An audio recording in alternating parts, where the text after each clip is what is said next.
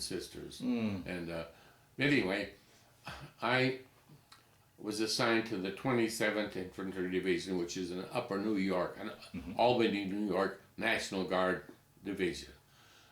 They were in Hawaii before I got there, and doing guard duty on the beaches because the Japs had been there and with their submarines and what have you.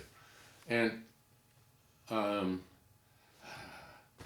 I was helping as a brand new second lieutenant. Of course, I'd had 6 months of training, and I think one of the most memorable things was I was down on the beach or on the firing line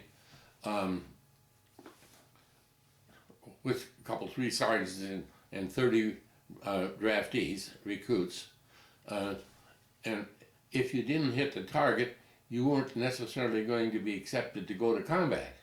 And so these guys were smart enough to shoot at each other's targets purposely. And I was having a hell of a time, to be honest with you, to try and get these guys to fire, because they knew if they did a good job, they were going to go down in the islands.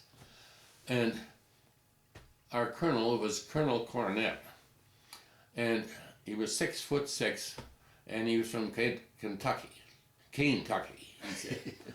And he drove up, and he was up on a bank, and I'm down here with the men, and I ran up there and I said, "Lieutenant Draxler reporting, sir." And he said, "How are you doing, Lieutenant?" And he had a swagger stick and 6 foot and leather boots. And I'm looking up, and he was taller than the ceiling. Imposing man, just this opposing figure. Yeah, and a big man besides. And I said, "Colonel, I can't make these men fire." And he told me something I've never forgot. It's been the most important thing in the rest of my life. He snapped at attention, and he looked out straight ahead, and he said, "Lieutenant, there ain't nothing you can't do if you affix your mind to it. Now get!" And I got news for you. Those men fired.